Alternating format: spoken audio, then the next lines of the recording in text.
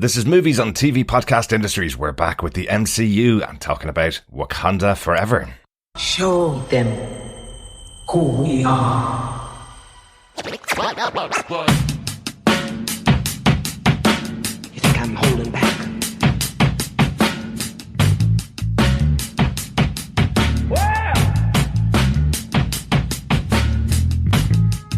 think I'm holding back?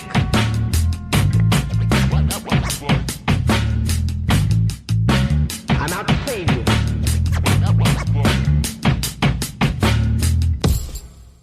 Welcome back, fellow Defenders. We're back in the cinema for Wakanda Forever, the 30th movie in the Marvel Cinematic Universe and the end of Phase 4. I'm one of your hosts of TV Podcast Industries, Derek. Hello there, fellow Defenders. I am one of your other hosts, John. Welcome to, Wakanda Forever. Yeah, we feel like we've been waiting a long time for this one. I think Black Panther, the original movie, was the 18th movie in the MCU. Mad, isn't it? Yeah, and now we're on the 30th film in the Marvel Cinematic Universe. Yes, we did the original Black Panther on Defenders TV podcast. Yeah. It was back in the day. Yeah, it was like our 134th episode, I think. Yeah, very soon after we'd covered The Punisher on Marvel Netflix. That's how long ago it was. It was before all the Marvel TV shows on Disney Plus. I think it was before even there was a Disney Plus channel. Effectively, this is back when we had Netflix TV shows that we were covering for Defenders TV podcast. Yeah, we have done a lot of stuff since then. Lots of movies, as I said, 12 different Marvel movies alone, and then all the other TV shows that we cover even outside of Marvel. So lots and lots of ground has gone by since the first time we covered Black Panther. Yeah, definitely. If this is the first time you are joining us for our coverage of all things Marvel, please head on over to tvpodcastindustries.com where you can subscribe to any good or evil podcast catcher of your choice. Please subscribe and share the podcast because, of course, sharing the podcast is sharing the love. Yes. And, of course, we love to hear from our fellow Defenders as well. So if you have any thoughts on Wakanda Forever or anything to do with the Disney Plus Marvel shows that we've been covering, such as She-Hulk, such as Miss Marvel, then please send your thoughts into feedback at tvpodcastindustries.com, or you can join us over on our Facebook group at facebook.com/groups/TV Podcast Industries.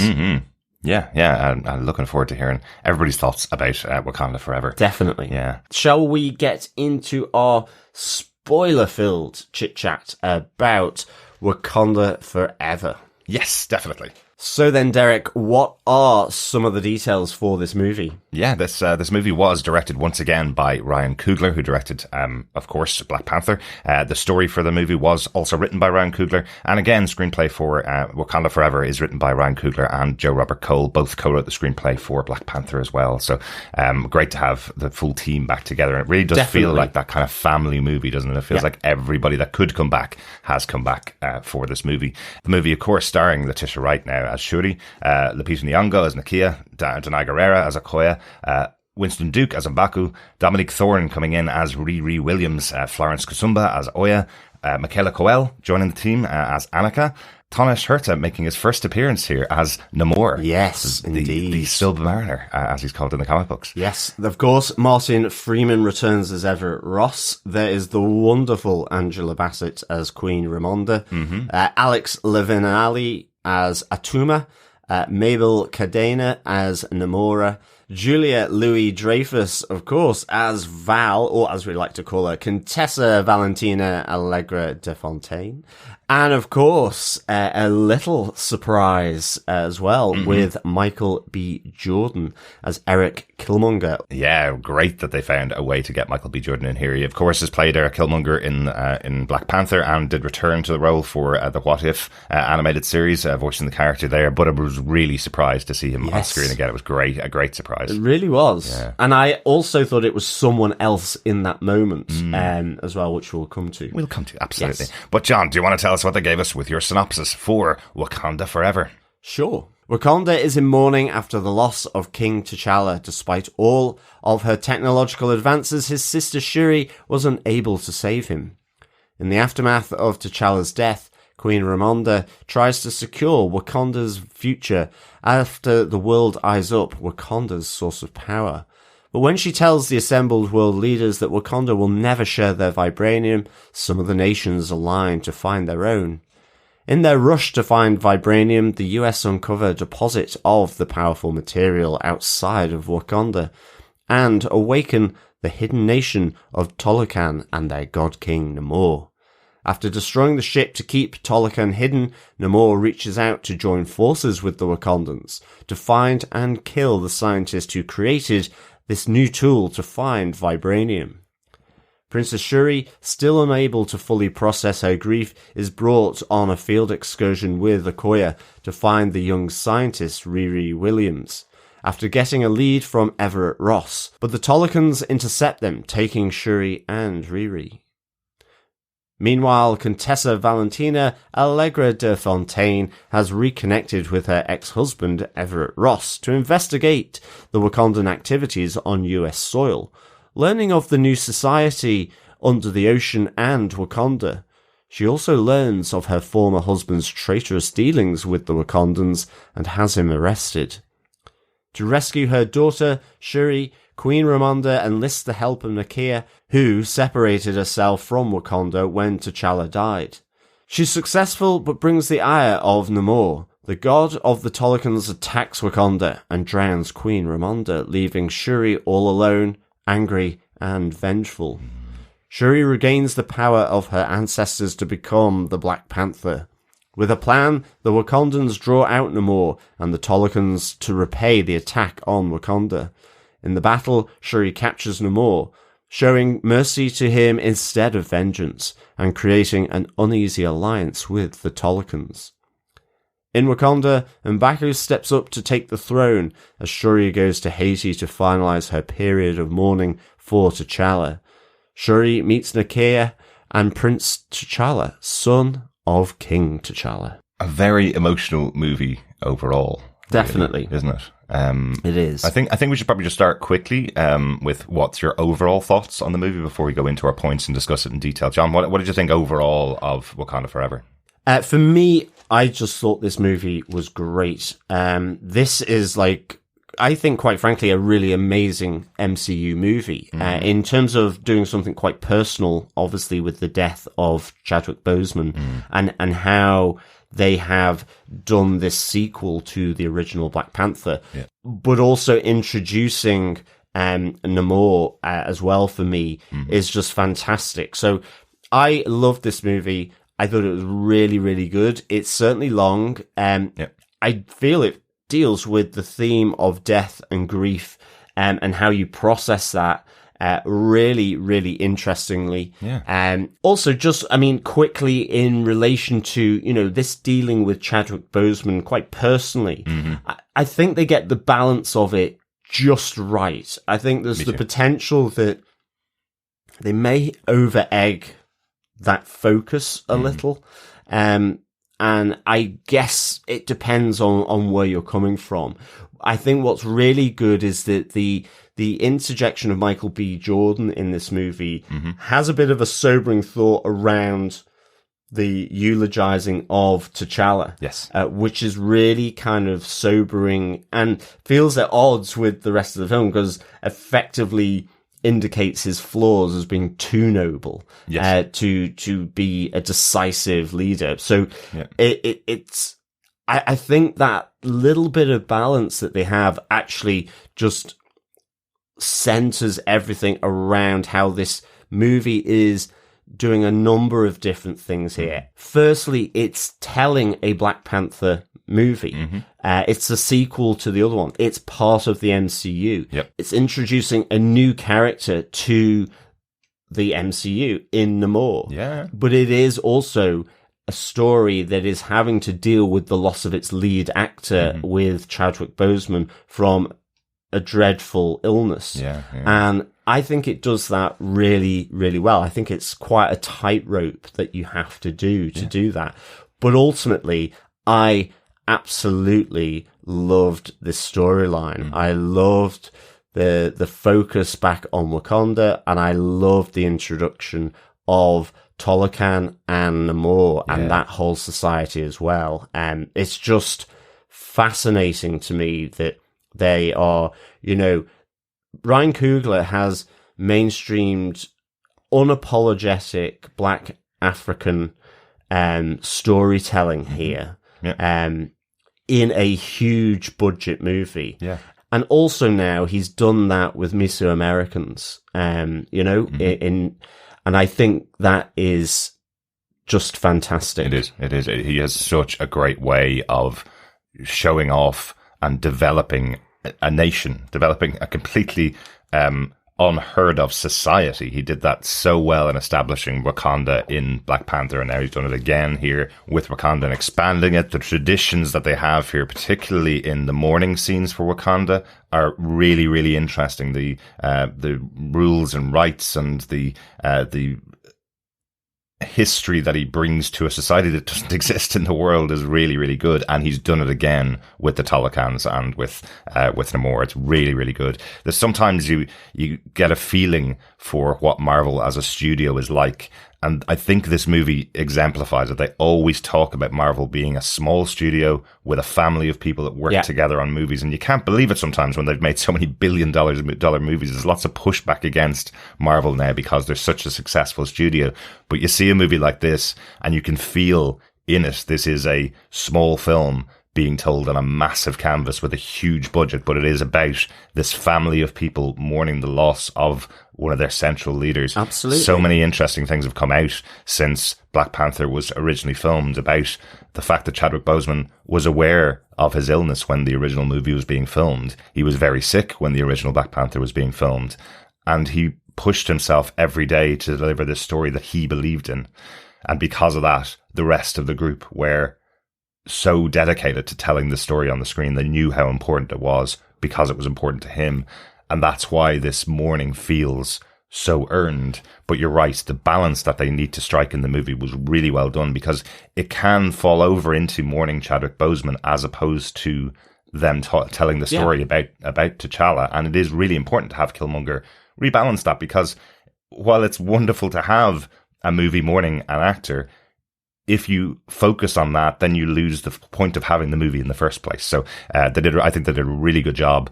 The opening moments of this movie are really emotional, and it carries on throughout. I think the opening and closing of it is where it really kind of works for me. I mean, this movie as well is emotional. There's a lot around death here and people dying in the movie. Yeah.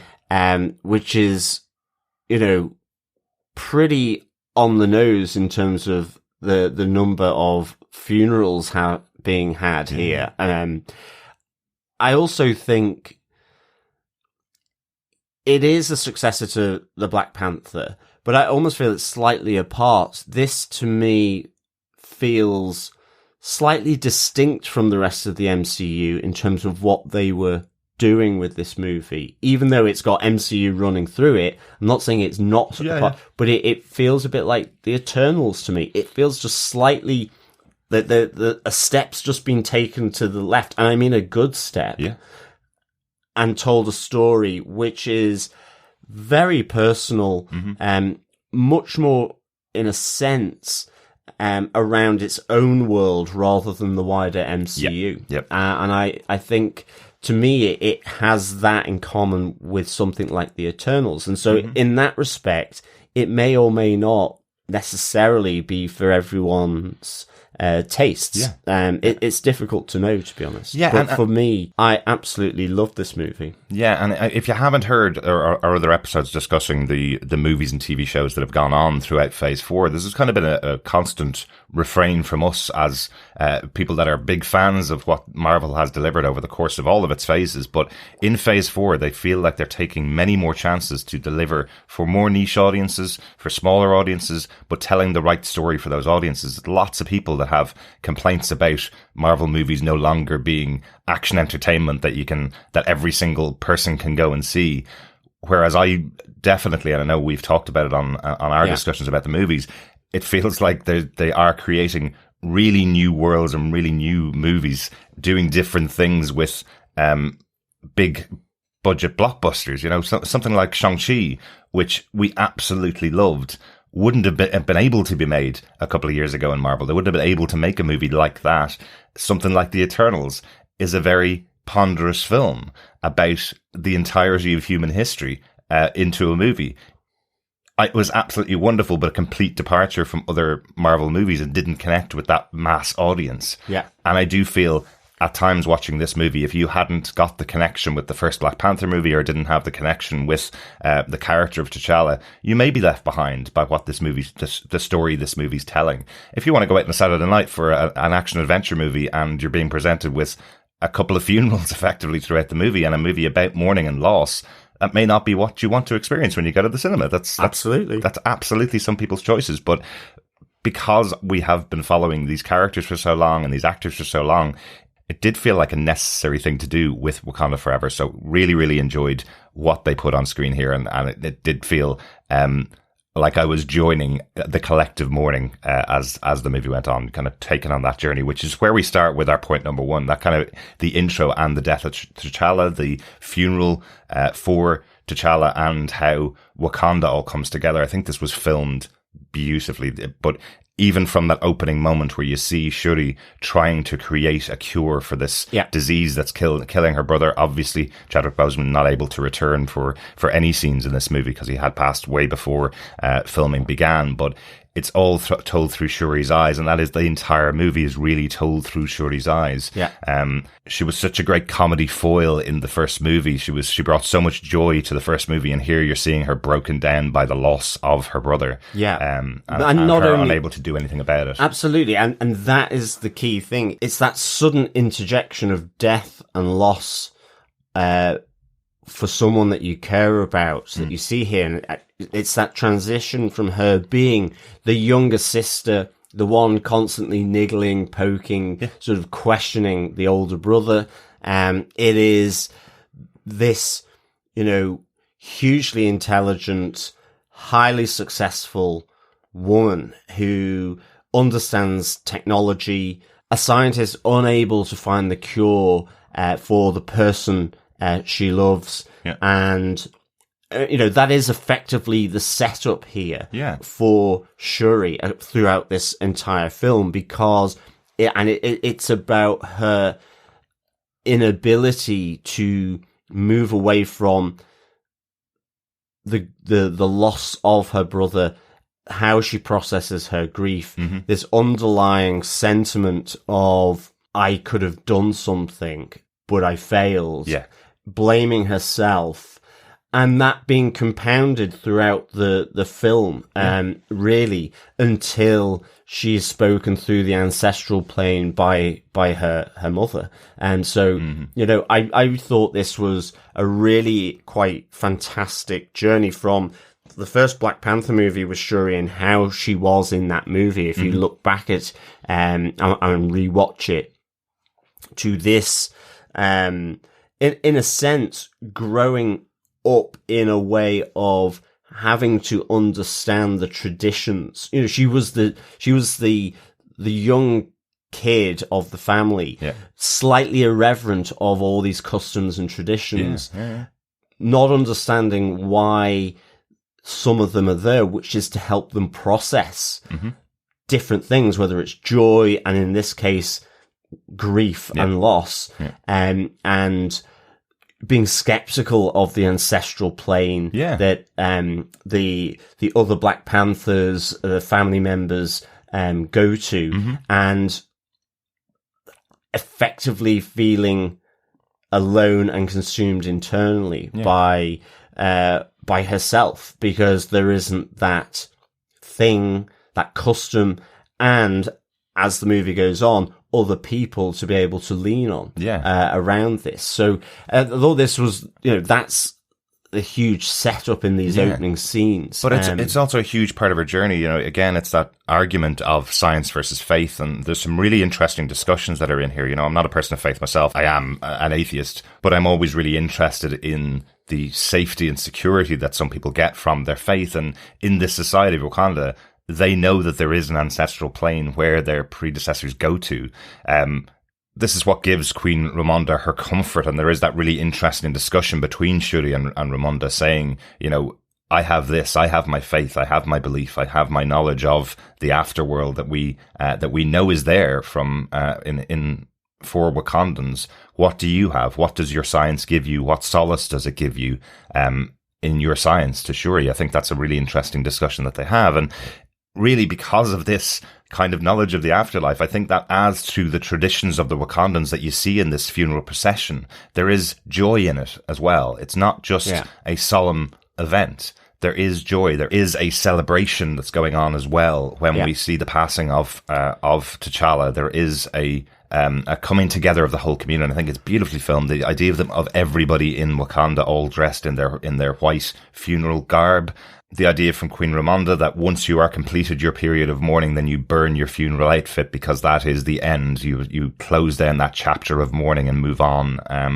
All of these traditions that are put in here, I think are really, really, really good and expand that world of Wakanda. Definitely. And I think, to your point, I thought that was one of the interesting things when she goes to burn the robes, and Shuri doesn't see any point in this custom. Yeah. And effectively is telling her mother, you're leaning on these customs and that she just doesn't believe in. Yeah. And to what you said, that Queen Ramonda comes back and says, well, how do you process this? What does your science, your technology help you? How does that help you to process it? And of course, the point is she isn't processing it. Irrespective of technology, science, or customs or beliefs, she isn't processing it as a person. She's stuck in her grief. She's stuck in her grief. Yeah. Exactly. And I think that's was so impactful in this moment. So yeah, I mean, a really head-on introduction with everything and the death of T'Challa, effectively off screen. So a very powerful introduction. And I thought it was a really interesting choice, and I thought it was really well done. I think one of the notable absences at this moment in the movie for me was not seeing Nakia there, which I thought was interesting because, as the love interest of T'Challa. But we'll come to that as we move through the movie and discuss it. Absolutely, because they do deal with all the other impacts of losing King T'Challa, who had reached out in the past, who had this idea of sharing what Wakandans knew with the world and setting up the outreach centers. So we see the impact of that now 5-6 years on, actually, because it's 5 years where we had the snap, and then we have a couple of years where T'Challa had come back after the return from Avengers Endgame. And now out in the world, as the outreach centers that Wakanda are managing and helping the world, but what the world leaders really want is, can we not have your vibranium to make weapons? Of course, because that's what some of the world leaders are going to want. You have this amazing material that we could use to make even better weapons to fight against each other. And I love where the regal Queen Ramonda is saying, you will never, ever get your hands on vibranium. Absolutely. That is ours. We've had it for millennia now. We know how to handle it, but we know what you would do with it the minute you got it. Yeah, exactly. I mean, to be honest, I was there going, I wish there were more Queen Ramondas in international politics, because effectively, I love how she is both not direct and hugely direct in her dealings with the attack, sort of sponsored by the French delegation to steal vibranium from one of the outreach centers, where she parades those troops through this huge conference center. Wonderful terminology, and really saying, we're not worried about vibranium. It is about what you would do with it, your intentions. That's what we don't trust here. Exactly. And that's why we're not going to share it. And of course, this leads on to them looking for their own sources of vibranium, having seen what it can do from a technological or military point of view. Yeah. And so it's that global juxtaposition, isn't it, of the warmongering that happens. Everyone preaches peace, but is ultimately still building weapons, looking for the one-upmanship, effectively. Like we see with, I guess, Ukraine at the moment. So, it's kind of a strong message. So, I love that. And I mean, for me, Angela Bassett in this role was just phenomenal. I loved her. I loved her, the regalness, the power, the stoicism that she has. This is still while she's grieving and having to deal with this as the current ruler of Wakanda. Oh, she's just amazing. I love Angela Bassett. She brings such a heart to this movie and such a strength to the character. And wow, I love her white hair. You do. Like, she looks absolutely amazing. And you can see why she would be a great leader for Wakanda. One of the things that stood out to me when I was watching the movie, how many central female characters are in this film. There's so many scenes that had all female characters working together and discussing with each other about how to deal with the antagonists and how to deal with the outside world. That I also think that's a really important move for the MCU. They get a lot of criticism for that moment in Avengers Endgame where they had all their female heroes at a time getting together to fight against Thanos. It was a 2-second moment and might as well do it. It didn't impact the movie in any way, but you can see what they're like when they're able to do a whole movie which is basically centered around strong female characters, because they have so many here in the world of Wakanda. We even have another one with Dominic Thorne coming in as Riri Williams, another strong female character of Ironheart from the comic books. So lots and lots of strong female characters here, led by Angela Bassett, who has even always Val been as great. well. As effectively the director of the CIA. That's what I thought when she came in, that she's the director of the CIA. We didn't know that before this movie, did we? No, we didn't. No. Well, we'll talk about, I'm sure, Valentina Allegra de Fontaine later on in our discussion. But that kind of is the opening of the film. This is the setup of where Wakanda is and why the rest of the world is looking for vibranium. And it's almost the push from Wakanda saying you'll never get your hands on some, so why don't you go and find your own? That kind of leads into the introduction of our big antagonist for the movie and our point number 2. I mean, so the rest of the world goes digging and finds something very unexpected, which is this hidden civilization of Tolokan.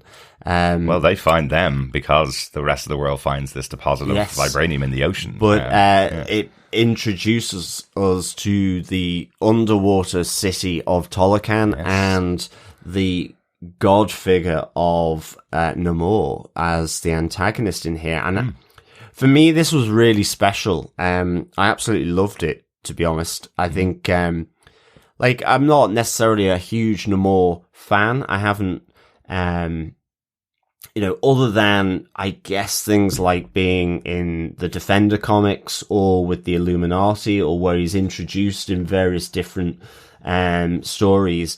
I think he's a fascinating character because that protectiveness of his world, underwater world of his people, has always been strong with the character of Namor. And it really comes out here. And I think what I loved about this was linking it to effectively the colonization of Central America by the Spanish conquistadors, and how this is a refuge for the Mayans that were slaughtered, killed, subjugated in the Yucatan Peninsula, specifically, and how that sort of transpires. Again, similarities with Wakanda here in that, a hidden civilization. There is the vibranium aspects here that Namor effectively uses to create light or the sun underwater in the deep recesses of the ocean. I love that you have a plant growing in this vibranium-rich soil, slightly different hue to it, a blue rather than a purple, and so all these similarities between these two civilizations, but one that is still very much about protecting it from the outside world, as the Wakanda of the past did before King T'Challa. Absolutely. But I love that the reason for this is because it is this refuge. It is this new civilization. It is this continuation of this ancient, past civilization of the Mayans. Yeah. And I love Namor's backstory here that he tells after he's captured Shuri. And I mean, this is still the hopeful moment where both the Tolokans and the Wakandans can work together, even though Queen Ramonda believes she has been kidnapped. And I mean, she has in a sense, but it is a respectful one. It's still waiting to have a decision around whether these two civilizations can work together to protect themselves from effectively outside interference. And I love as Namor takes Shuri through how they came to be in taking this plant like the Black Panther does, but effectively turning them blue and making them aquatic in a sense, or semi-aquatic, being able to withstand and using that as an escape from the conquistadors. That you have this kind of beautiful moment with the young Namor fulfilling his dead mother's wishes again.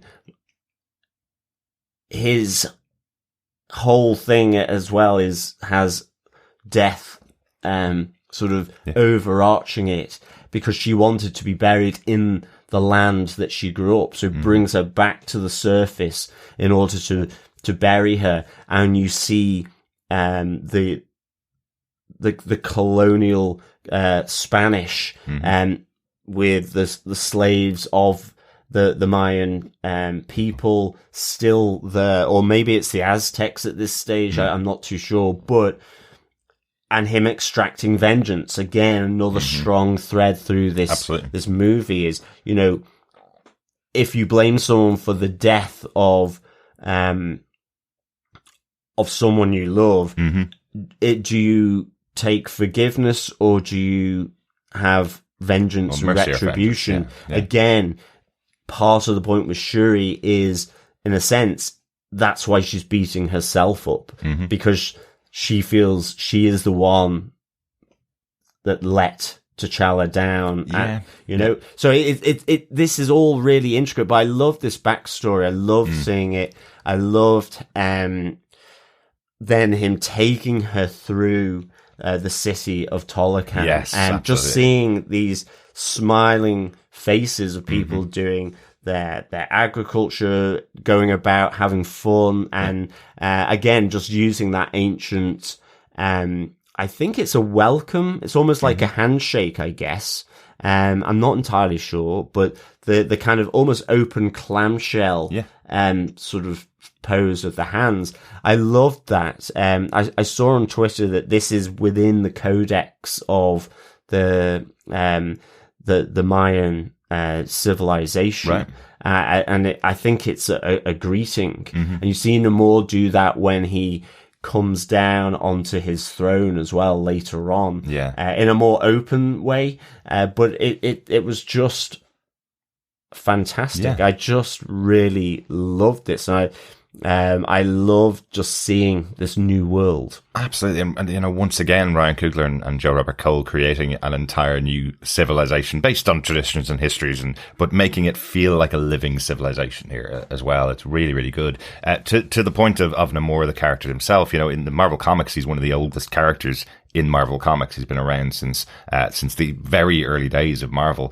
And what's so interesting about Namor is that he can be and has been used many times as an antagonist, and the protagonist. He has been a hero, a member of the Avengers. He's been a very strong member of the Illuminati. The Defenders as well. Yeah, at the Defenders as well. But he's also been a massive antagonist especially when there's some kind of attack on his home people and his homeland. He's very protective of Atlantis in the comic books, not Talokan, but he's really protective of that. And, that's why he's able to be used in a way like this. You do understand why he's so protective of Talokan. They've been hidden for so many centuries, just like Wakanda, but they never reached out, whereas Wakanda did reach out. They had people around the world, whereas he's been keeping his entire people safe, and suddenly, because the world is trying to find vibranium, they're getting closer and closer to uncovering this nation, effectively. And the thing is, as well, I love this change of it moving from being Atlantis to Mesoamerican, because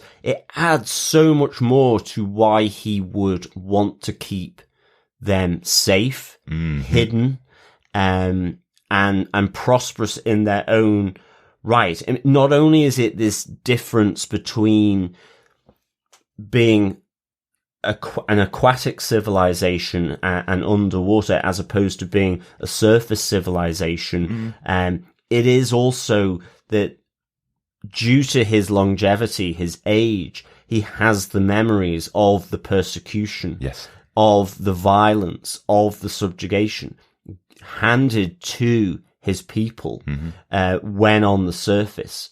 That's what makes that surface and underwater differential.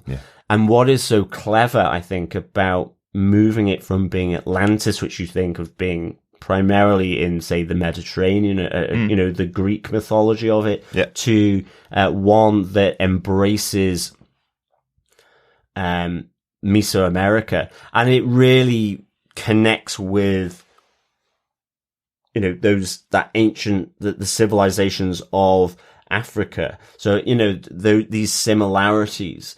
And so I thought this was just really great change to the origin of this civilization and Namor as well. Absolutely. And it's funny, isn't it? The reason they probably made this change is because of Aquaman, the DC movie, which is based in Atlantis, and it would be confusing, and it's one of those things that the movie was being written back in 2019, 2020, and present in the mind is the Aquaman movie coming up, and they're thinking, oh, we can't do Atlantis as well at the same time. It'll cause confusion. And because almost being forced into that position, I suppose, they create this amazing concept for the society, for Namor, for where it's coming from, for the reasons behind it. It's not just the hidden island of Atlantis, which people know in mythology.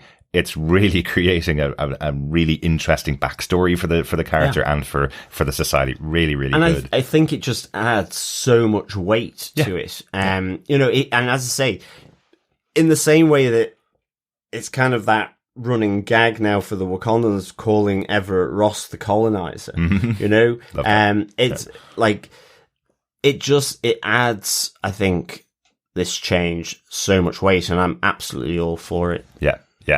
This meeting really is all caused, as you said, by Namor and the Talokans looking for the person that created this device to find vibranium that the Americans and the French are using across the world, trying to find vibranium. And it turns out this is Riri Williams. This is the young character in college. She has a very interesting character herself. She does seem quite like Shuri, doesn't she? She seems quite like Shuri in the first movie. Yes. That kind of style of talking really fast and knowing everything. She's really intelligent. And she's quite a funny character. And interestingly, I did learn that Dominique Thorne had tried out for the role of Shuri in the first Black Panther, so she was in the mind of Ryan Coogler from then when she tried out for the role of Shuri. So it's interesting that they've cast her here as Riri Williams, and the two of them are kidnapped and brought to Talokan. So that's why we get the whole introduction in this way, and it does feel really friendly. It feels like there's a moment there where you could have a Talokan Wakandan alliance versus the rest of the world, which works really well. But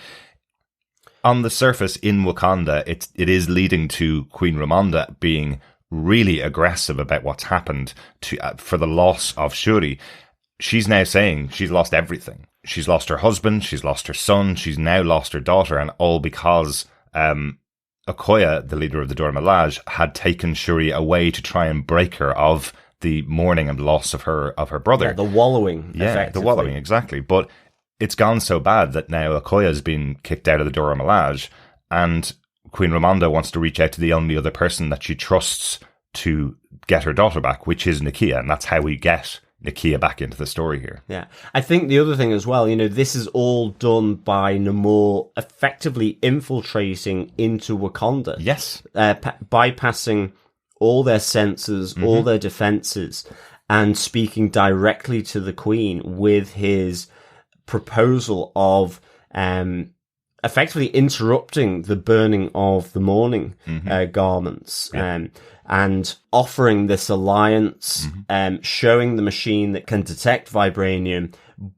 But I guess the hinge here is that the scientist Riri Williams, who created it, must be killed. Yeah. That's it. And the great thing about this introduction to Namor is just the fact that the kahunas to infiltrate Wakanda, also showing his strength by this machine suddenly and without them seeing being sort of placed on the shores of the lake that he's kind of come into Wakanda by, but also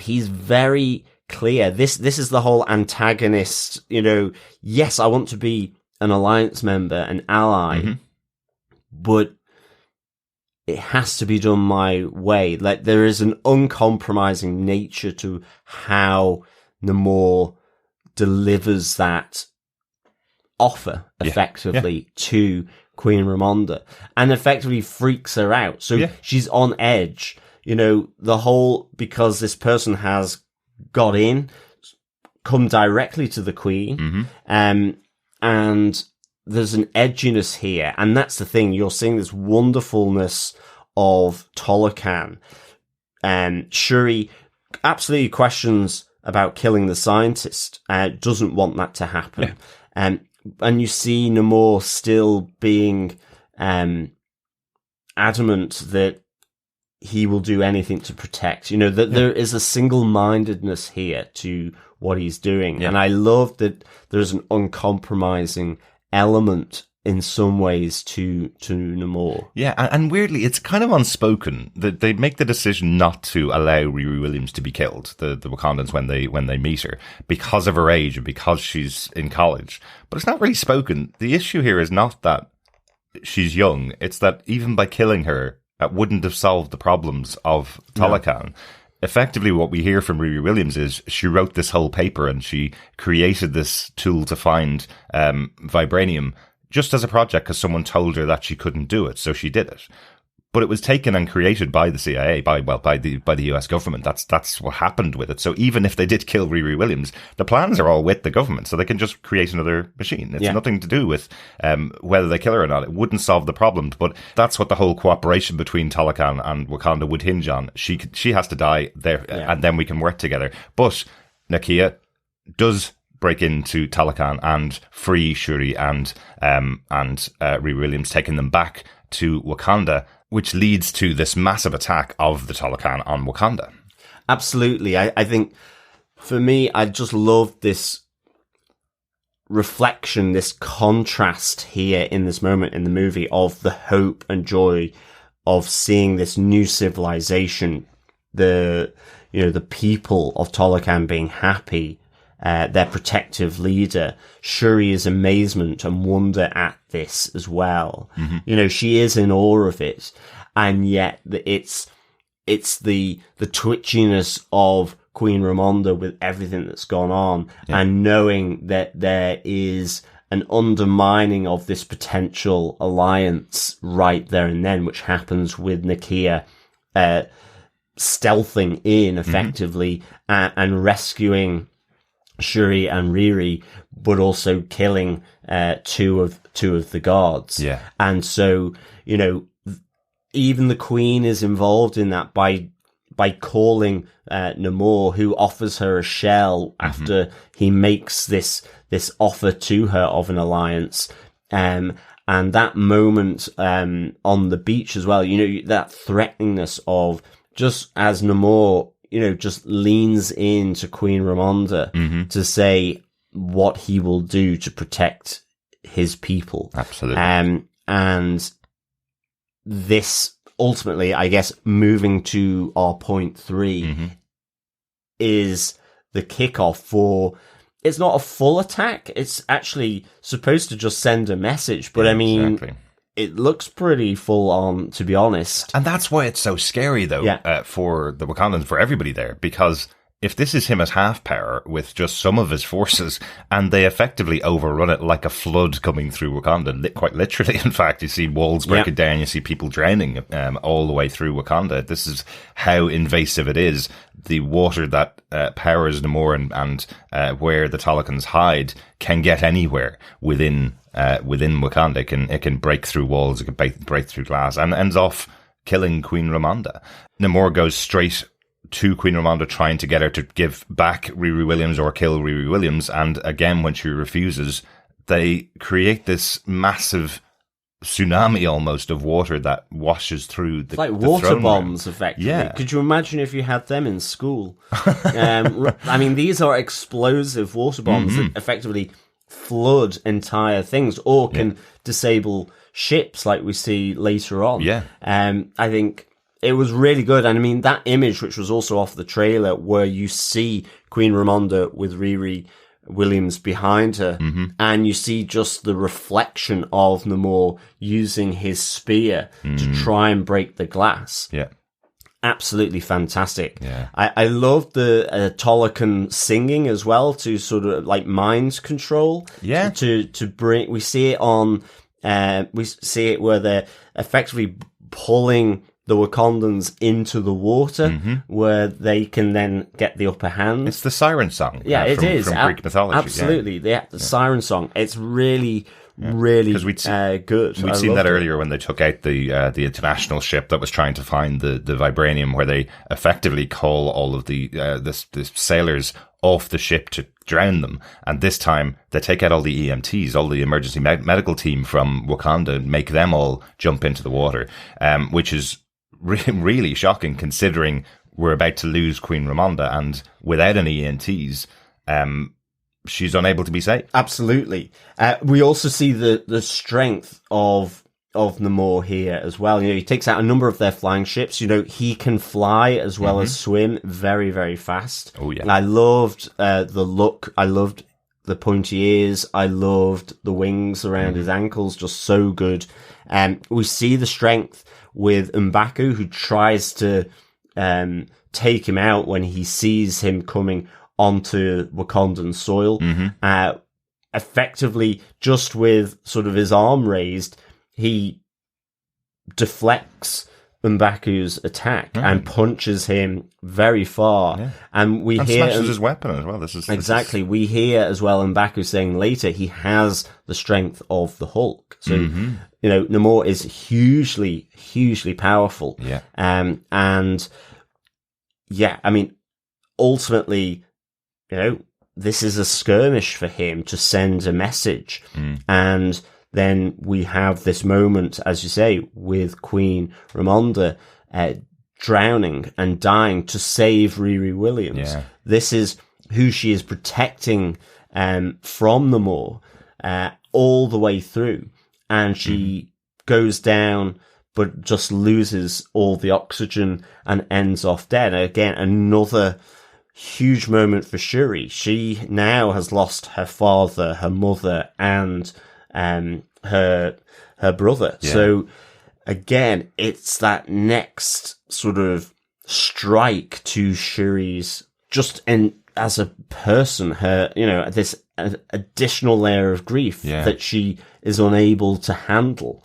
And I think it's hugely profound for Shuri as the character. Absolutely. I wasn't expecting Queen Ramonda to die. I mean, I really wish she didn't, because it's the second funeral we see with them with their white, funeral garments on, the coffin, another coffin. And so I just really wasn't expecting it. And again, it just added a layer of power to the effect it has on Shuri. Yeah, I didn't expect it at all. And, they do have drownings in TV shows and movies for years. And I don't think I've had this moment for such a long time where I'm willing the people who are trying to save her to get her to breathe again. I was holding my own breath, waiting for Queen Ramonda to breathe again. Riri Williams eventually surfaces after she also had drowned, but she comes back. Queen Ramonda unfortunately doesn't. But yeah, it was one of those moments where I'm going, please don't kill that character because she's so important. But it is important for the story of Shuri to move into being able to become the new Black Panther. And it also gives us this great moment of development for the character of M'Baku, who starts to become really important from this moment onwards, I think, from the death of Queen Ramonda, because he starts to reach out to Shuri because she has nobody else. None of the rest of her family are there. I think it's a really touching moment at the funeral where he seeks her guidance, given that she's now going to be the new queen of Wakanda. Yes. Yeah. He wonders whether he should allow the rest of the Wakandans to relocate to his homeland, to his home territory within Wakanda, or not. And I think he's extending an olive branch to her to say, we can work together as leaders of this community, but I'm also here to have your back and take care of you. I think it's a great moment because of how the movie ends and where M'Baku gets to in the end of the film. But it's empowering her as well as him as a character. Absolutely. Like, I absolutely love this character of M'Baku. Oh, yeah. Played by Winston Duke. I mean, it is, as you say, it is that development, again, from being the outcast tribe from the first movie here to rescuing T'Challa, giving safe harbor to Queen Ramonda back in after Killmonger has taken on the Black Panther mantle and imposed his view as the ruler of Wakanda. And, in that moment where he is speaking with Shuri, it's also, you get that sense of the relationship that he also had, even though it's being done off screen with Queen Ramonda. It is that duty to her.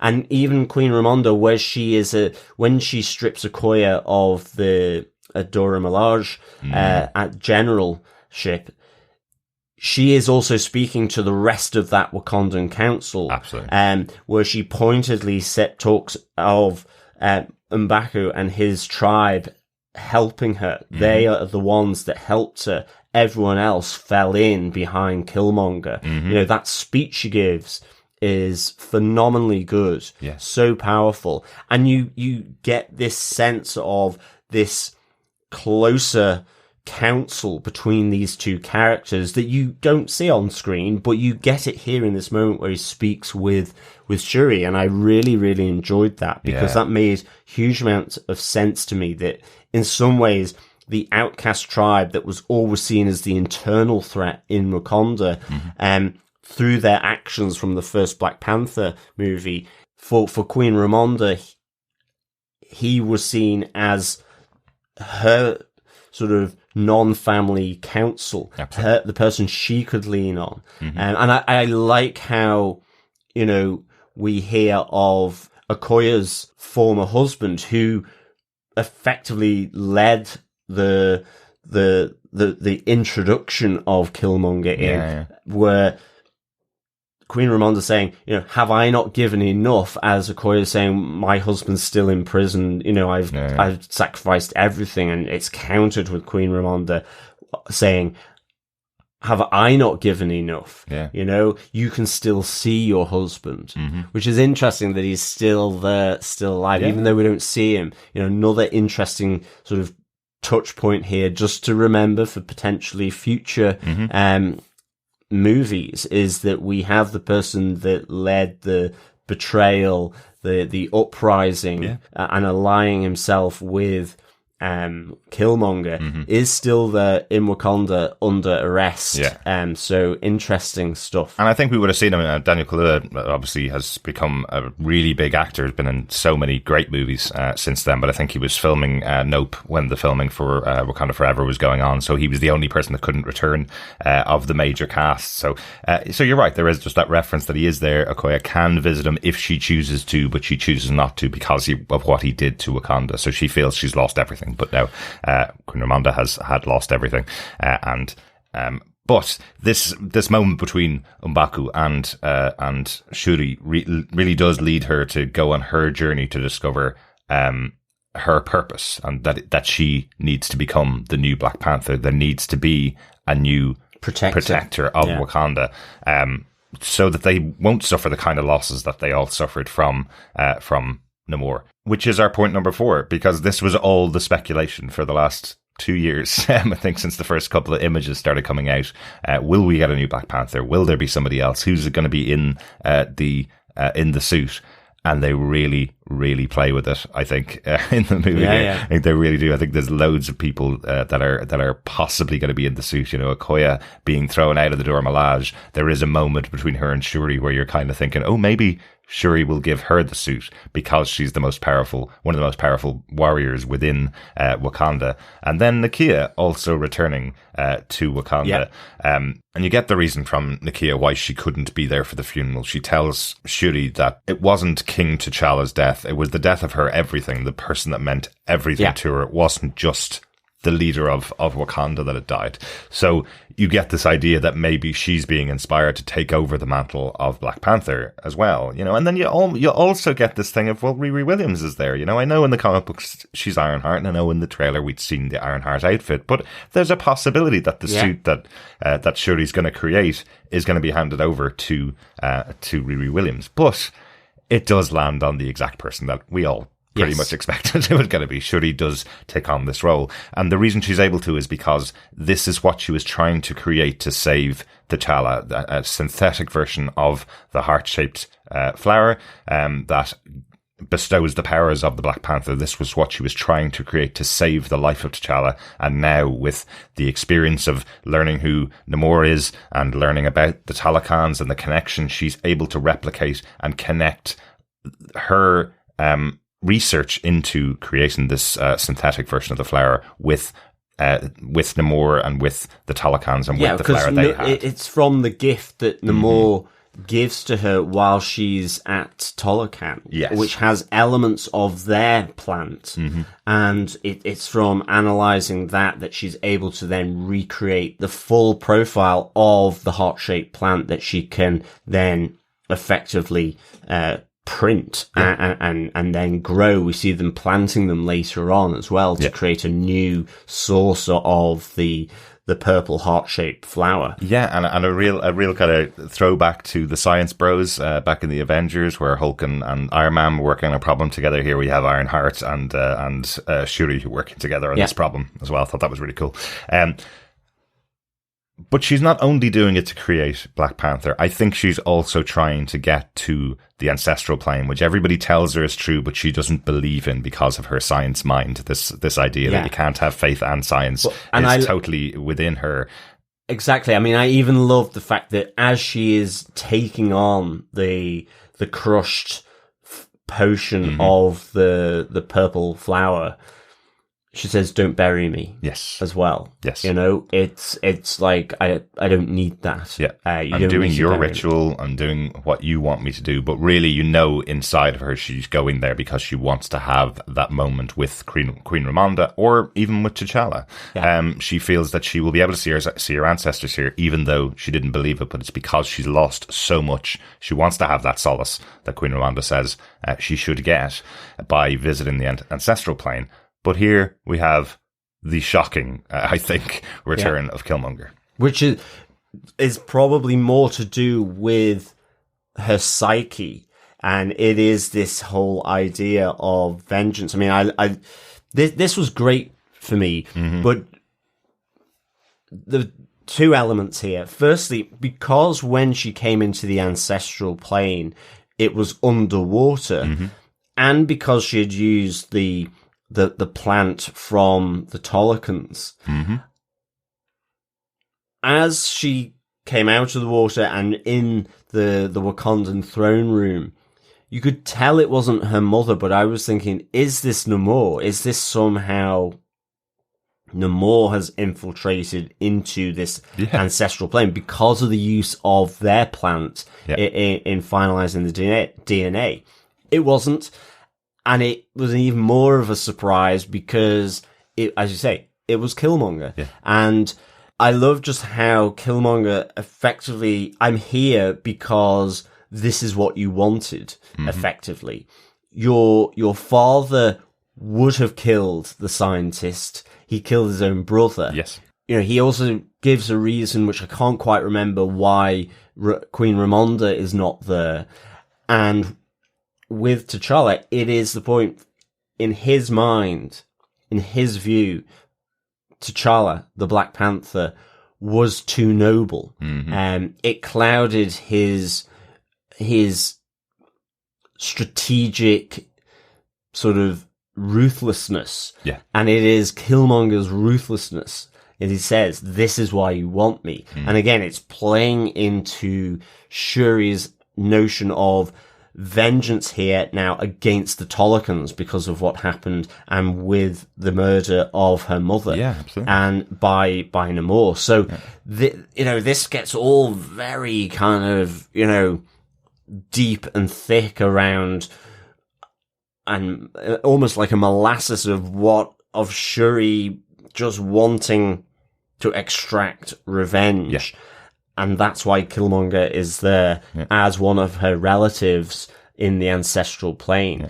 Yeah. That's the advice in this moment that she's looking for. But isn't it so different for this movie here, having this idea of the ancestral plane, which are the real people who died? That's who she's talking to. This isn't a figment of her imagination. This isn't a dream or a version of her thoughts. She's drawn forth the actual Eric Killmonger to almost encourage her to take vengeance. She's looking for that. She's not looking for her mother to calm her down and allow her to deal with her grief. She's looking to stay in that grief and stay in that pain so that she can fight against Namor and take out all of the pain and vengeance she has. She still hasn't recovered from the loss of her brother, and now her mother's gone. She wants someone to tell her it's okay to kill Namor and blame everything on him. Yeah. And Eric Killmonger is that person. I thought it was a fantastic scene, but her rage when she gets back from the ancestral plane, her rage at not being allowed to see her mother and having Eric Killmonger tell her that she is that she has to use violence effectively, where she takes that out on Nakia, takes that out in the traditions of Wakanda, which she doesn't believe in, as we know. She has that moment of anger, which reveals that she has got the powers of the Black Panther as well. Yeah, so, exactly. Yeah. I also love the aftermath of this as well, because she reveals herself to the council, who are all up in the mountains in M'Baku's homeland after they've moved effectively Wakanda to safety up in the mountains. And again, there's that moment of council where M'Baku questions this plan of hers to go after Namor and the Tolikans, because he is a god to his people, and all this will bring on Wakanda is endless war. Yes. And I don't want that for you. I don't want that for my people. Again, this, if you go to war and it's not just soldiers, it's all of your society that has to deal with this. Exactly. It is, whether it's frontline, civilian casualties. So, and they've seen that he can just walk in through the door. Like, they've been a society that's been protected for generations. Yeah. But he can just walk in along with all of his troops and destroy Wakanda and all of its people. But and I love this counsel from M'Baku. Now, sure, he doesn't take it on board there, and he goes with her. But that he sees this as the wrong choice. Yes. And this is the kind of that first little sort of nod to her, possibly that stays in the back of her mind to some extent, that this is not how it should be done. It's not what T'Challa would do. It's not what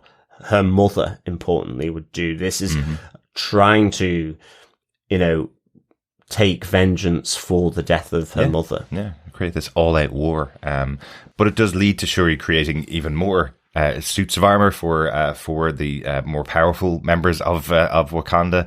We have Okoye and Annika, who are both former members of the Dora Milaje, getting their Midnight Angels outfits. These are in the comic books. These are the kind of closest guard to Black Panther. So you have Black Panther and the Midnight Angels, who are another army of the Dora Milaje. There's about 6 or 7 Midnight Angels who all have their own outfits, their own really powerful outfits, like we see here with Okoye and Annika. And we also get Riri Williams creating her first Ironheart suit.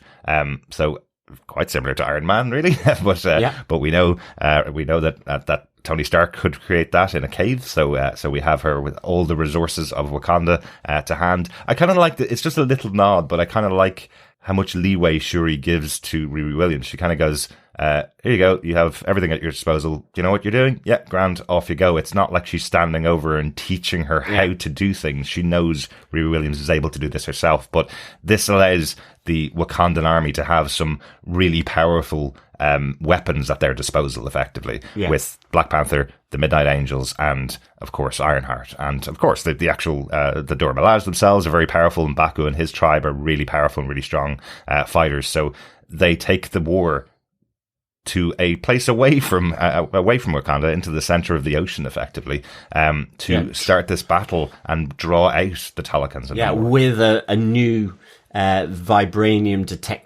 detector, which then sends out this pulse that means they have to come to the surface. And I mean, it's just, I think the thing is as well, with these new suits, with the Midnight Angels, with Ironheart, it is also, as we saw with the fight between Okoye and one of Namor's right-hand people, the Talokans are significantly powered up compared to a Wakandan, because they all take this leaf that gives them the powers, and we see that in the battle on US soil between Okoye, that she takes out a number of just regular foot soldiers, but they all come back, and so these enhancements are to try and even the playing field here in this sort of mid-ocean battle, which still, with that, it's on a knife edge. You can see the Wakandans getting pushed back and back towards, as the battle progresses. We see Namora taking out the Sonic to relieve that. Yes, we see Namora going after Ironheart as well in the suit. We have the right hand of Namora, who is the cousin of Namor. Great to see her played here by Bail Kadena. I think she's a bit more villainous in the comic books. There is a nod to that towards the end. Definitely. But we'll talk about that in a second. Definitely. And we see Alex Livinali, who is a tumor, who is the kind of the big guy with the flat headdress on. Again, a repeat of the warrior battle with Okoye, now that she's suited up in her Midnight Angel outfit. So, this is all going on, but the ultimate plan is to capture Namor, and effectively dehydrate him, desiccate him, because they've realized that his powers... Now, I thought this was a strange thing, I have to say, that his powers came from the water.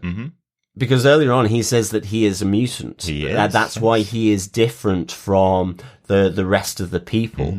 He doesn't have this blue hue to his skin, has pointy ears and the wings around his ankles. So it was interesting that then they've almost kind of placed a little bit of this limit to his power by saying that if you dry him out enough, he weakens, which we see after they capture him, but it takes. But he's still time. Powerful. Yeah, when out of the water, he can still fight. He's still very powerful. It's almost like he just has to recharge occasionally and go back into the water. So, and so they capture him and try and dry him out, but he downs the Wakandan ship.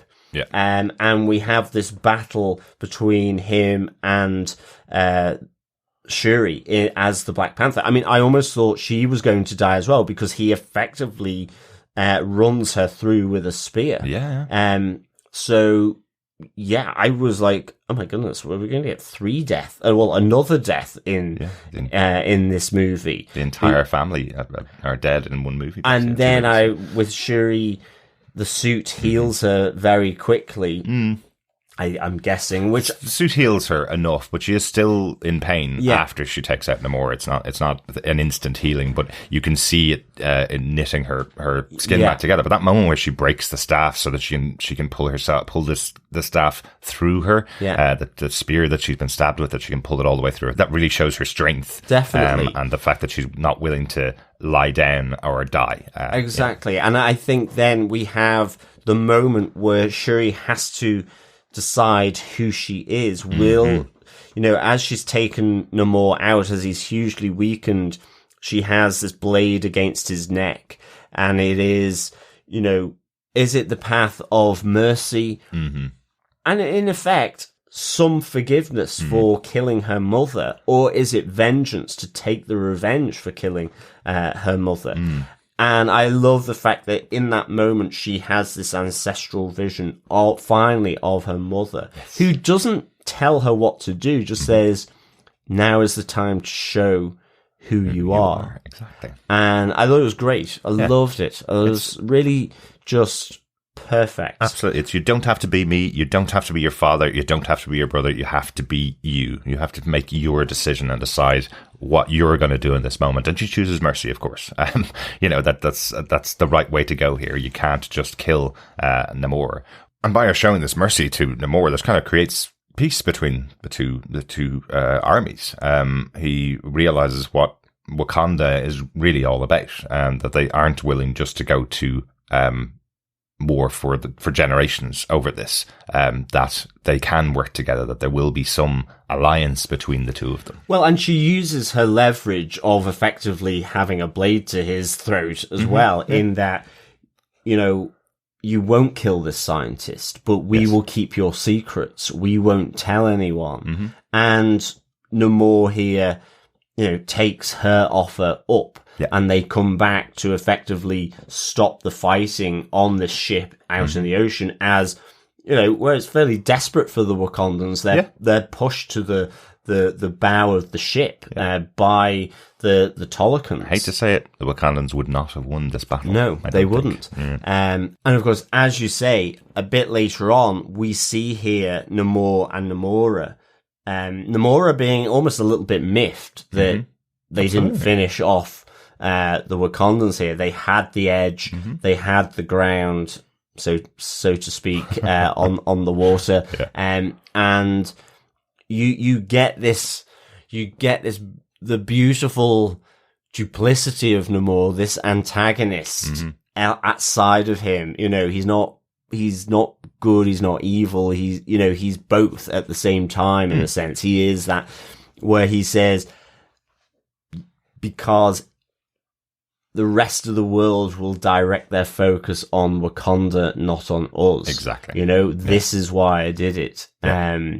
It is that strategic long game, is they will keep their secrets, but the rest of the world will ultimately have their focus on Tolokan. Also, he believes, but we do see that Contessa Valentina Allegra de Fontaine, or Val for short. Yeah.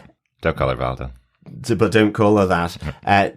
Does know about this new civilization, because of her underhand sort of bugging of her ex-husband in Everett Ross. You can kind of see why they're exes if she's willing to bug him. And arrest him. And arrest him, of course. But she did seem to know where he keeps the handcuffs in his home, right? So they definitely had that relationship before. That is quite an interesting touch, isn't it? Because it did feel like that was kind of just giving Everett Ross something to do. He's no real connection with the story here, but being the spy for Wakandans within the US, being the one that's able to give them the information about the Tolokans and about Namor and what the investigation that's happening in the US is and what they're doing, gives him at least a storyline, but bringing in Val here makes it a much bigger thing because we've seen that character putting together this force of maligned superheroes, I guess we'd say, or maligned powered people over the course of things like Falcon the Winter Soldier and Black Widow. We've seen her kind of recruiting over the last all of her appearances. But now it looks like she might be finding her target for the people that she's been recruiting over the last while in the Telecons. So she now knows all about it. So while they may think that they're safe and secure, someone knows. Someone on the surface knows, and it is the director of the CIA. So, yes. That's the whole movie itself. We usually talk about the post-credits scenes, but this, again, a bit of a surprise as to what's sitting in the post-credits. At the end of the movie itself, Shuri goes to Haiti, meeting up with Nakia to effectively close out her mourning. There's something that's been so central to her character and her movement as a character throughout the movie. She goes there to follow the traditions that her mother laid out for her, that when you are finished your mourning period, you burn your funeral outfit, which she does on the beach. Has that moment, has a great, absolutely tearful moment for most people in the cinema when we were watching it last night, where we do see Chadwick Boseman in the role of Black Panther all through the memories of Shuri at the end of the movie, which leads directly into a post-credit scene. And this has happened before within Marvel movies where the post-credit scene feels like it should just be in the movie. There's no reason why you wouldn't have this extended scene, because that's what it is. It's the end of her mourning, and Nakia and her son come to join the mourning that they missed out on for T'Challa, since they didn't go to the funeral of T'Challa back in Wakanda. And it's beautiful. Yeah, it's really good. I must say, thought this was really kind of well done. That we see that, Nakia and T'Challa's relationship, because in some ways it was there in Black Panther.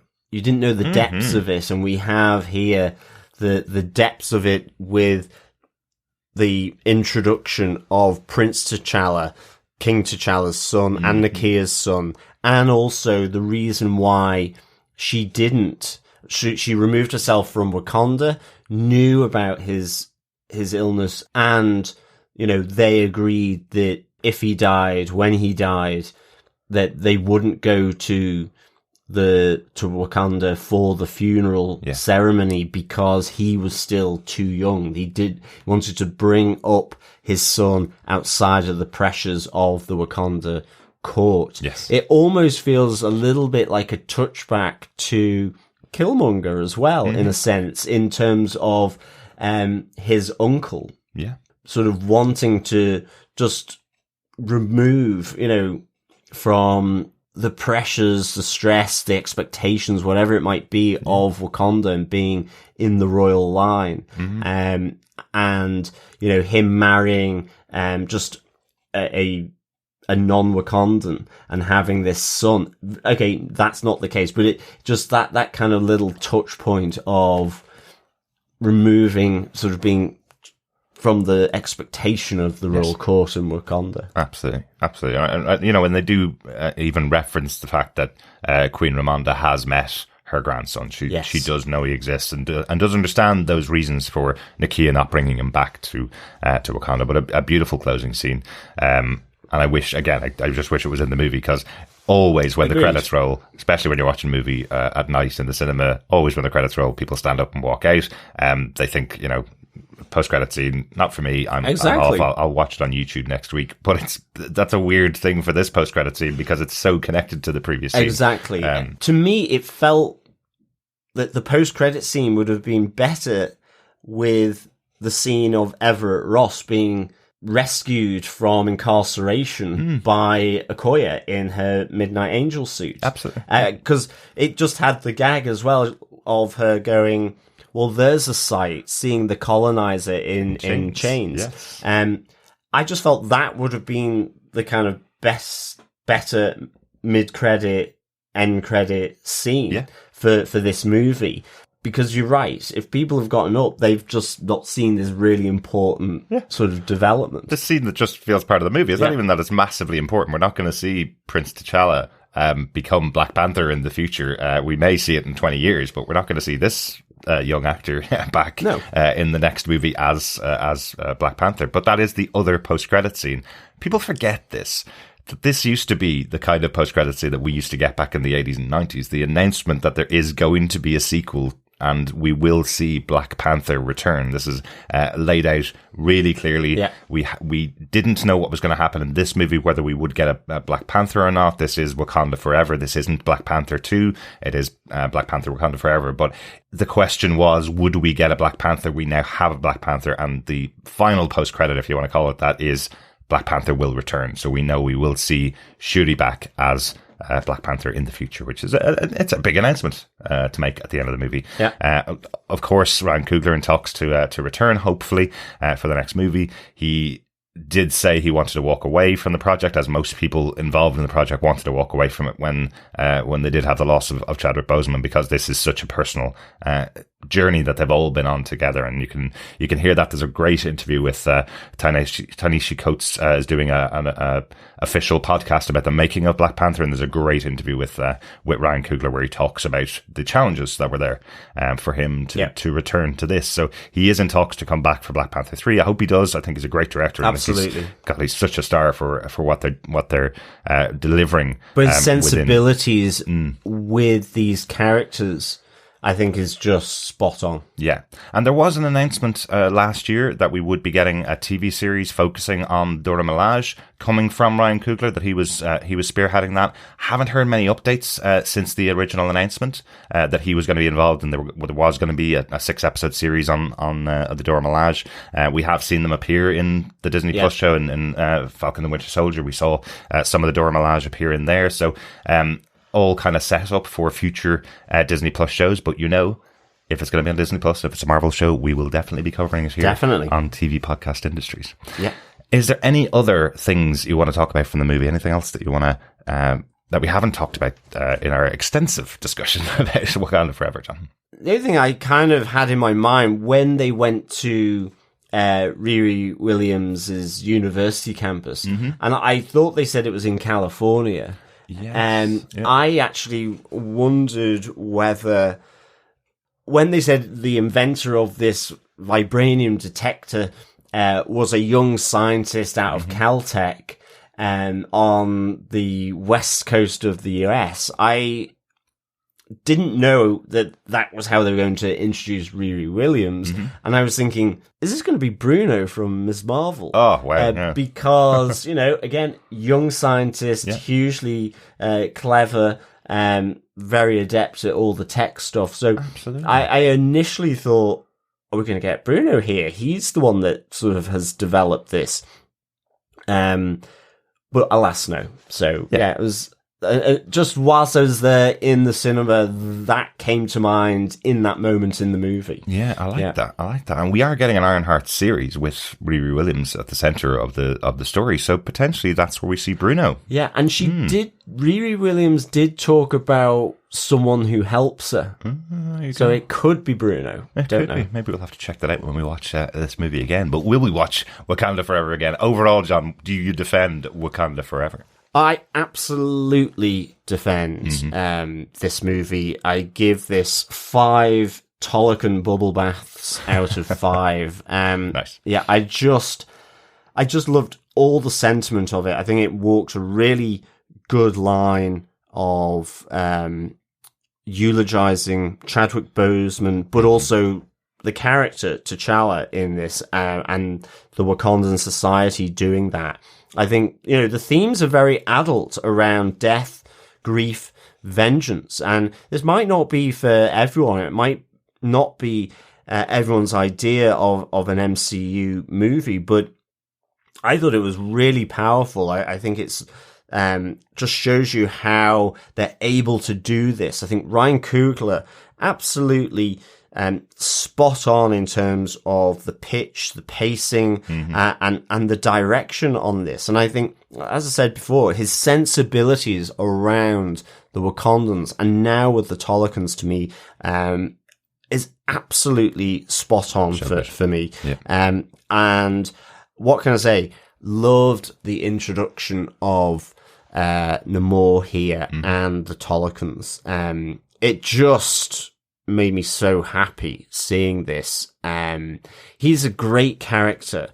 You know, he's not easily defined. He has the honor of protecting his people. He has that nobility, but he is also duplicitous. He is conniving in a way. And we see both of those. He's not entirely likable. But I just love this introduction here. And I would love to see a film just with the Tolakan civilization and Namor. I absolutely love Tenoch Huerta here as Namor. Yeah, I really, seeing Atuma and Namora as well, really, really good. I actually wanted to see more of them. I don't feel you got to know them quite the same, say, as the other people around, say, Queen Ramona or Shuri. But that's to be expected, you know. There's a lot going on in this film. Well, this is a Wakanda movie. Like it's exactly. But introducing those characters, and they do feel a little bit like featured Talakans rather than real characters in themselves in this movie. And I hope we do see them back in future. So I really hope we get to see more of Tolakan here, because I just thought the whole sensibility of it was great. Shuri's journey, amazing. Angela Bassett, wow, just fabulous here. So pleased to just see her act effectively. So powerful, sort of delicate, gracious, regal, just amazing. Loved that there was the cameo of Killmonger with Michael B. Jordan coming in, how that connected in with Shuri. So for me, absolutely great film. Loved it. 5 Tolakan bubble baths out of 5 for me. Derek, do you defend Wakanda Forever? Absolutely. And it's really interesting. We rewatched Black Panther earlier on this week in preparation, as you do, when you're watching a sequel for an MCU movie. And my comment at the end of the movie was I forgot how much I loved Letitia Wright in that role of Shuri. And I hope they don't take away that sensibility they had with her, that joyful sensibility they had with her in that movie. And they completely took that away from the first second of the movie. She is in pain. And it is amazing. She's the central character of this movie. It is her story. For better or worse, we lose Queen Ramonda as well. And that adds to Shuri's story and her reason for becoming the Black Panther. Yeah. The separation that we see here, that it's no longer the King, Queen is Black Panther. True. Yeah. It's now Black Panther as a character, the protector of Wakanda, with her own honor guard almost, with the Midnight Angels. That creates a new character that Letitia Wright can now embody and become her own version of Black Panther in the future. I think that was such a great choice, along with saying goodbye to Chadwick Boseman. And yes, what we didn't mention, and again, loved it, that M'Baku comes challenged for the throne of Wakanda. And in terms of that separation of the throne and the mantle of Black Panther. And specifically calls out Shuri is not going to be here. She has other things to do. So he is effectively going to become king of Wakanda. Which is fantastic. Love it. But yes, overall, absolutely defend this movie. Loved it to pieces. Loved what they did. And I think it's one of those moments that you can feel the love from the cast for this world, the pain they had to go through to make this movie. And it feels like an exploration of grief within the MCU. It's not going to be for everybody, but what movie is these days? You know, there's no movie for everybody anymore. This phase of Marvel particularly has had some of the most standout, interesting, different films looking for and speaking to different audiences. And I think Wakanda Forever is another great example of that. I hope it has as much success as the first Black Panther, hopefully even more than the first Black Panther, because it is one of those movies I think you do need to see if you love Black Panther. I think it's a great, a great sequel and a great movie overall. Definitely. let us move on to feedback. We got a few items of feedback from our fellow defenders. Yeah, we're recording day after release, so very early. So I know a lot of you are watching the movie this weekend. We do want to hear your thoughts. You can email us to feedback@tvpodcastindustries.com if you have any thoughts on the movie, or you can go on over to our Facebook group at facebook.com/groups/TV Podcast Industries. Spoiler post on there for, like every time that we cover a movie or TV show, spoiler post on there for Wakanda Forever. Exactly. Speaking of Facebook and Facebook groups, David Mr. Writer says, "Man, they got me. I held it in, but that post-credit scene right at the very end, can you keep a secret? I dropped the Denzel tear.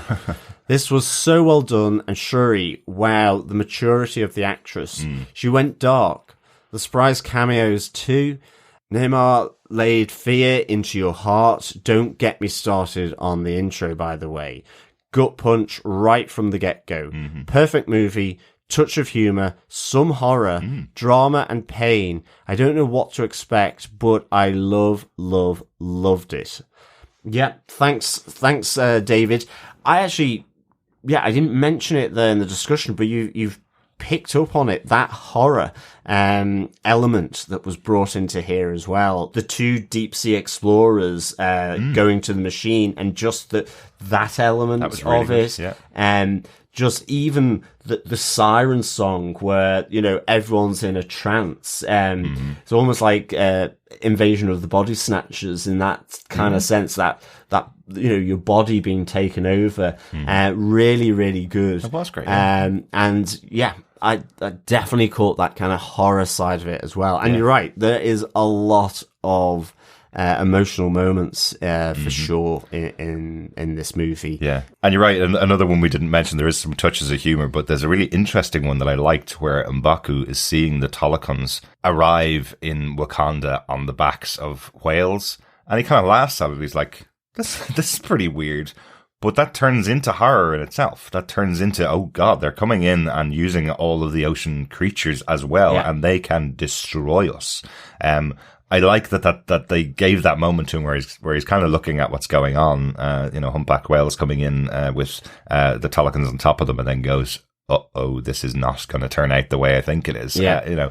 I thought that was an interesting nod, but yes, total gut punch from the opening, and yeah, if you didn't deliver your Denzel tear by the end of the movie, well, you're probably Chris, our other co-host, who says he never cries at films. But there are many moments of emotion, and I think by the end of the movie, it had fully drawn me in without a doubt. Yeah, absolutely. Thanks, David. Yeah, we also got a quick message from Penny Lennox, who says, "Maybe after I've seen this movie 2 or 3 times, I could find something not to like, but I kind of doubt it." Excellent stuff, Penny. Yeah, I completely agree. Yeah, I think it is a big emotional roller coaster. I think, as we said, the only thing I would say is if you're not in the mood to watch a movie about mourning and loss, it may not be one that'll come to the top of your list every time, or top of my list every time to watch. But I think it's a beautifully made movie. I'll definitely be watching it many, many times again. I think it was such a great accomplishment to be able to do this. We also got some feedback on Facebook from Sandy Resendez, who says, "I wasn't prepared to cry as much as I did. I honestly thought we'd get the death in the beginning and then they'd move on, but they carried it throughout the film. I actually loved how they handled it. I'm done ranking these movies though. I just know I enjoyed it and it was well done. Probably could have been 15 minutes shorter and add those 15 minutes to Thor, Love and Thunder, but I really enjoyed it nonetheless." Great stuff, Sandy. Yeah, it was absolutely had those emotional points here with just how they dealt with everything around the loss of T'Challa and by extension Chadwick Boseman. And I think you're right. I didn't realize it would be as tightly woven into the movie as it was. And I don't just mean around T'Challa's death, but also just how with Queen Ramonda and just the effect on Shuri and sort of just her dealing with grief or not dealing with it, as the case may be, with everything else going on. I thought it was really well handled. Absolutely, absolutely. I know what you mean as well about Sandy about trying to rate the MCU movies now. This is the 30th movie, as we mentioned earlier on, of the MCU. So it's very difficult at this stage to rank out of the 30 movies, but I know this is quite high up for me. I'd say that. Definitely. I've actually started 2 top 5 lists at this stage. Yes. Top 5, anything with Doctor Strange in it. Second Well, top exactly. 5, the other stuff without Doctor Strange. Well, that's bias as well. Like, Sure. I mean, for me, like, I would say this is better than Multiverse of Madness, but Multiverse of Madness was just a great ride. You like more. And it was Doctor Strange. Exactly. Good stuff. Thanks, Sandy. Donald Dennis also sent us his feedback. He says, I really enjoyed the movie. It was good. The assault on Wakanda was pretty amazing, and presentation of both of the cultures was pretty phenomenal. The afterlife scene was great. The assault on Wakanda was really exciting. I also like how MCU continues to use future heroes as the MacGuffins to front load a bit of a character development and make using them in future movies easier. I really expected the Fleet Wings were going to look absolutely stupid, and while they didn't carry them off completely, it looked much better than I expected, and its fight style was very dynamic. All of the water scenes were dark and murky with minimal depth of field. I know that was a special effects budget issue, but a few grand vistas of the undersea areas would have cranked up the visuals of the movie. I find it hard to believe that the giant ship was undetectable on the surface of the ocean. I wish it had looked neater. That whole final shipboard fight was underwhelming, except some of the stuff along the side of the ship, which reminded me of the second Wonder Woman movie. I agree this movie probably needed the big Marvel fight scene at the end, but this one felt slightly small and gimped by budget. In all, though, the movie was good. I think it excelled at opening the world up and exploring the richness of different possible superhero cultures beyond the traditional hero movie. Good stuff, Donald. It's really interesting, isn't it? I actually didn't think there was much in the way of bad CGI in this movie or anything to do with the budget cramping the movie. I thought it all looked really good. Yeah, overall. I did too. But I think what Donald has raised here is probably a fair point in terms of the ship. I guess it felt constrained because it was on the ship. I guess the expansion of it was the kidnapping of Namor to the desert, effectively, or the attempt at doing that. So, that it was kind of maybe just tighter in terms of the area that certainly the Wakandans, as non-aquatic surface dwellers, were able to, they were constrained by that ship. And I think the point that Donald raises about that ship being undetectable, yes, I mean, you would think they would know it was there. I guess I still don't really have a sense of any technology that the Talokans have, really, other than having the blue herb, and being hugely powerful. They haven't used it in a technological way like the Wakandans with their purple herb. So I think it's one of those interesting things, I guess, that it's like them using the whales and the killer whales and those elements. Even the bombs that they use, these kind of water bombs, seem to be, again, it is technology there, so there is something, but that side of it was a little difficult to know quite where they are technologically. Yeah, they certainly haven't put all of their resources into technology like the Wakandans have. No, exactly. Yeah. Well, really interesting, Donald. It's great to hear your thoughts, and I'm glad you enjoyed it as well. Yeah, good stuff. Thanks, Donald. And we also got some email feedback from Coffee and Vodka, who says, greetings, fellow vibranium-bound defenders. Super shiny recency bias prevented me from seeing the sophomore slump through the Screaming Goats that was Thor, Love and Thunder. I was determined not to do the same with Wakanda Forever. It had to win me over in all aspects, not just spectacle. It absolutely blew me away. With no clear villain outside of the colonizer nations which lit the initial fuse, it had believable characters possessing understandable motivation, drama, action, humour, and of course spectacle, all within a beautifully written and tightly knit plot. More than a worthy companion to the first movie, people will be arguing which one's better for as long as Reddit exists. Ryan Coogler's writing and direction were amazing. It wasn't just T'Challa's funeral, but Chadwick Boseman's in a heartfelt tribute. Namor, which so easily could have been a character portrayed as pure comic book cheese, was well represented as a caring ruler and a viable threat. Even his ankle wings were majestic, a sentence I never expected to write in my life. Shuri's growth under pressure, Eric's Dream Quest appearance, the loss of Queen Ramonda, Riri's introduction, a very real-looking underwater kingdom, Everett's former ties with Valentina Allegra de Fontaine, and so much more. Looking forward to watching both Black Panther movies in succession. Hope you enjoyed it as much as I did. 5 fancy flying feet, touching tributes, and Riri built red kudos out of 5. Peace and take care, Coffee and Vodka. P.S. With all the rest of everything going on in this movie, and the war it sets up against the US, Thunderbolts anyone? The reveal of T'Challa's son is hopefully not a plot thread forgotten in the future MCU. Yeah, I hope so too, because I mean, it is highly significant, that really. It is, yeah. And so definitely, I hope that T'Challa's son, Prince T'Challa, is someone that, you know, probably has a good speedy growing up, shall we say. Maybe, and, you know, at least within the medium term of the MCU. Yeah, I suppose if you think about some of the child characters that have been shown in the MCU, we've had the 2 kids of Wanda who are supposed to grow up to become young Avengers, you know, and they're young at the moment. They're only 11 and 12 themselves, so it'll be a while before they make a big appearance as their superhero counterparts.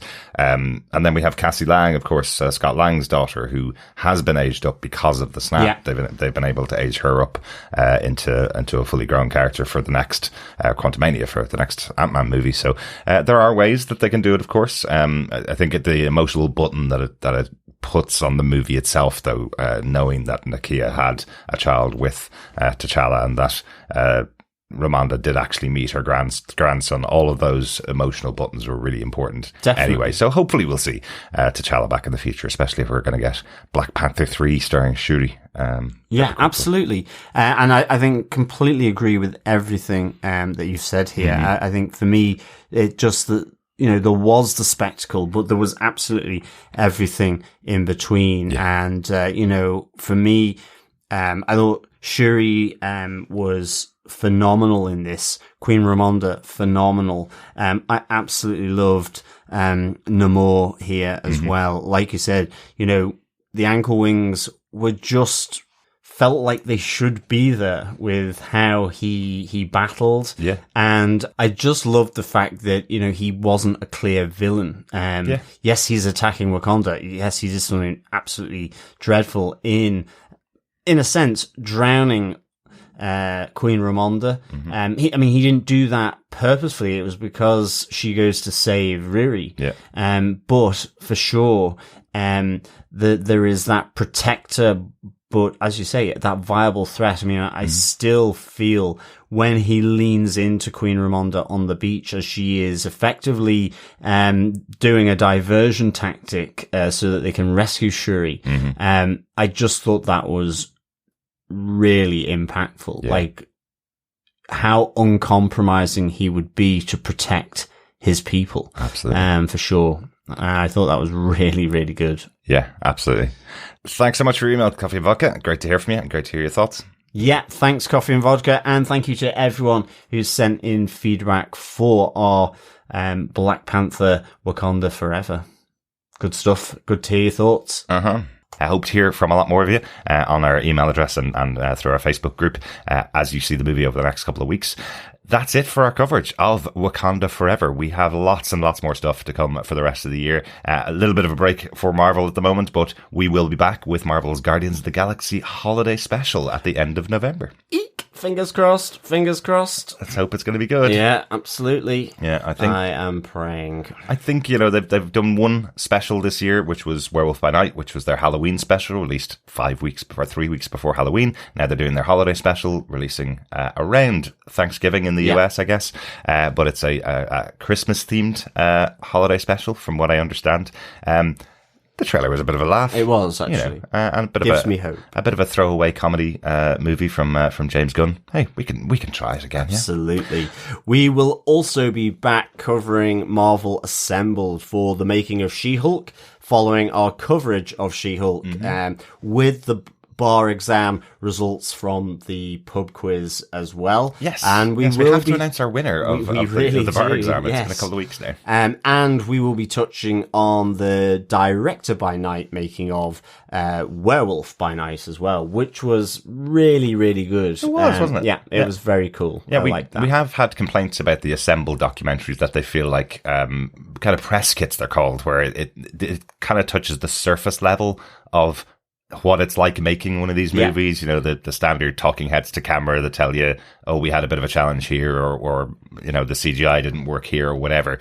Whereas Director by Night is an actual documentary about a person who has wanted to make a Marvel or a big budget movie for years. It just happens this person is composer Michael Giacchino, and the documentary maker is his brother, who has access to everything that he's done since he's a kid. Really interesting, really different documentary, and a really good one. So looking forward to talking about that a bit more. Yeah. Thanks so much for joining us for Wakanda Forever. Hope you enjoyed the movie, and hope you enjoyed the podcast. Please subscribe to the podcast if you want to hear more of our thoughts on all the movies and TV shows that we cover. Just pop on over to tvpodcastindustries.com or search TV Podcast Industries on any good or villainous podcast catcher. You'll find us there. Exactly. Yes, you can support us by sharing the podcast as well and sending in feedback. We love to hear your thoughts. We are also over on patreon.com/TV Podcast Industries or buymeacoffee.com/TVPI. Yeah, but in the meantime, fellow defenders, it has been great coming back into the MCU and talking about Wakanda Forever. In the meantime, and until we're back next, keep watching, keep listening, and keep defending. Bye. Bye. You think I'm holding back?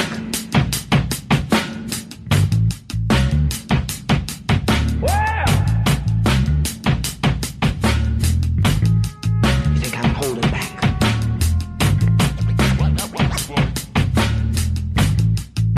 I'm out.